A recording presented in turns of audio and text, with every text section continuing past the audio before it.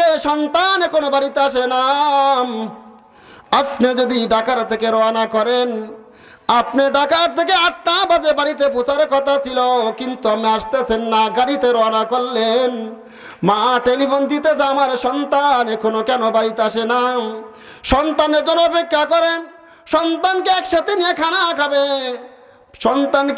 সন্তানদেরকে নিয়ে খুব মহব্বত করবেন। এরকম মা বাবা টেনশনে থাকেন, আর ওই মা বাবার মনে অন্তরে যদি তুমি কষ্ট দাও, আল্লাহর কসম একবার, আল্লাহর কসম 2বার, তোমার ইবাদত আল্লাহর কাছে গ্রহণযোগ্য না।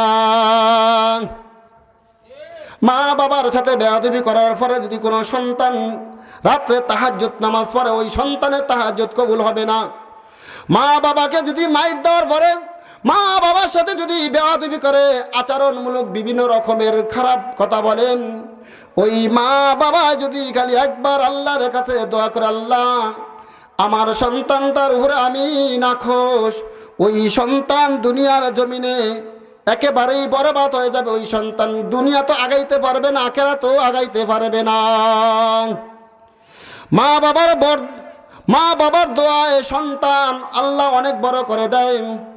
আবার মা বাবার বড় দোয়ায় সন্তান রাস্তার ভিখারি হয় কি হয় না? কথা বলেন, হয় কি হয় না? এই জন্য বলতেছি, এ যুবক, তোমার মা তোমার বাবা তোমার জন্য জান্নাত, তোমার মা তোমার বাবা তোমার জন্য জাহান্নাম। বাইজিদ বোস্তামি রহমাতুল্লাহ আলাইহির ঘটনা তো সবাই শুনছেন, সবাই জানেন। বাইজিদ বোস্তামি রহমাতুল্লাহ কেমন আল্লাহর ওলি, ছোট শিশু বাইজিদ মা সারাদিন সকাল থেকে সন্ধ্যা পর্যন্ত সংসারের কাজের মধ্যে লিপ্ত। কাজ করতে করতে শরীরের মধ্যে অলসতা চলে আসলো, ব্যথা চলে আসলো। এবার বাইজিদকে ডাক দিয়ে বলে, বাইজিদ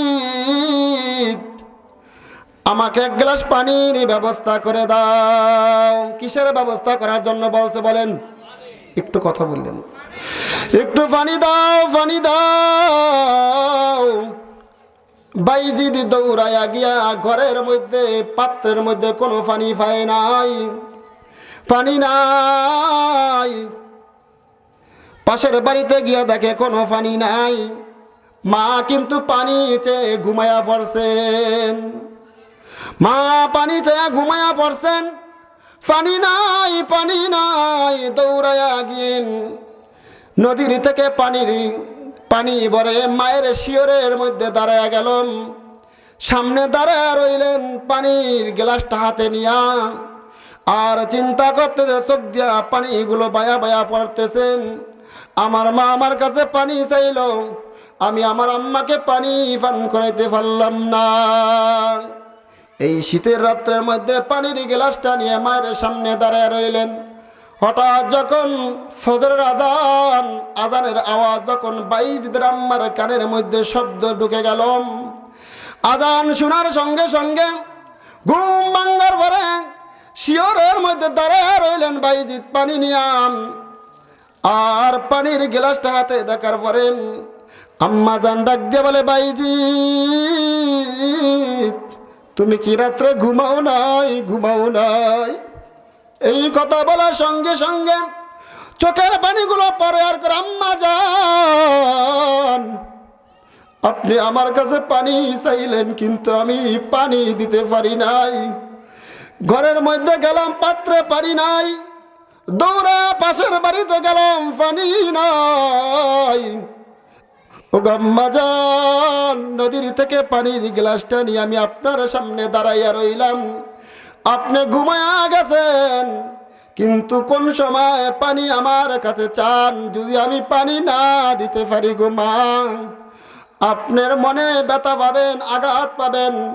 এই জন্য আমি পানির গ্লাসটা নিয়ে আপনার শিয়রে দাঁড়াইয়া রইলাম। এ যুবক ভাই, ওই মার সেবা কেমনে করবা চিন্তা করে দাও। এহসান, মা বাবাকে 3 বেলা খাবার দেওয়াই রইল মূল ডিউটি। কথা বলেন না কেন? মা বাবাকে 3 বেলা খানা দেন মূল ডিউটি। মাঝে মধ্যে নাস্তা দেন, এইটা হইল এহসান করেন। মা বাবার উপরে এহসান করেন। এহসান আপনি বলা কলেজে পড়েন, ঢাকা ভার্সিটিতে লেখাপড়া করেন, আপনার মা তো গ্রামের মানুষ, আপনার মা ইংরেজি বোঝে না, আপনার মা বাংলা বোঝে না। যেইভাবে সহজভাবে মাকে বোঝানো যায় ওইভাবে মায়ের সাথে ব্যবহার করতে হবে। এখন আপনি যদি ঢাকা ভার্সিটিতে লেখাপড়া করেন আর আপনি বাসার মধ্যে আইসা যদি মাকে যদি বলেন, মা আমাকে তুমি অর্ডার দাও, মা কি বুঝবো? কথা বলেন না কেন? মা তো জীবনে বুঝবে না। অর্ডার কয় কারে? অর্ডার তো ফানি। আপনি যদি বলেন মাদার অর্ডার দাও, মাদার অর্থ তো মা, কিন্তু তিনি তো বুঝলো না। আমার সন্তান যে আমার কাছে পানি চাইতে, মা তুমি আমাকে পানি দাও, এইটা তো মা বোঝে না। আর আপনি যদি ইংরেজি ভাষাগুলো মায়ের সামনে না বলেন, সহজ সরল ভাষাগুলো মায়ের সামনে তুলে ধরেন, এই মা সহজ কথাটা বুঝবে কি বুঝবে না? এই জন্য মায়ের সামনে বেয়াদবি করা যাবে না, মা বাবার সামনে উচ্চ আওয়াজে কথা বলা যাবে না, মা বাবার সামনে তুমি এমন কোনো ব্যবহার করবে না যেই কথাবার্তায় মা তোমার মনে কষ্ট পায়, যেই আলাপ আলোচনার কারণে তোমার বাবা কষ্ট পায়। খবরদার, সাবধান, দুনিয়ার জমিনে মা বাবা ছাড়া দুনিয়াতে আসতে পারো নাই। এই জন্য মা বাবার সেবা করো, মা বাবার খেদমত করো। মা বাবারও সন্তানের প্রতি হক আছে কি নাই? সন্তান দুনিয়ার জমিনে আসার পরে তার ডান কাঁধে আজান দাও, বাম কাঁধে একামত দাও, সুন্নাত। সন্তান দুনিয়ার জমিনে আসার পরে তার আকিকা দাও। সন্তান দুনিয়ার আসার পরে তার মাথা মুন্ডায়া এই পরিমাণ স্বর্ণ আল্লাহ রাস্তায় তুমি সদকা করে দাও। সন্তানের ইসলামিক নাম রাখো, কারণ যেই সন্তানটা তোমার সাথে বেয়াদবি না করে, এই সন্তানটাকে তুমি দ্বীনি লাইনে পড়াও, দ্বীনি লাইনের মধ্যে ঢুকিয়ে দাও। যেই সন্তান হাফেজে কোরআন, যেই সন্তান একজন আলেম, ওই সন্তান মার সাথে আঙ্গুল টাঙায় কথা বলবে না। কথা বলে না কেন? কারণ সন্তানের বুকের মধ্যে আল্লাহর কোরআন।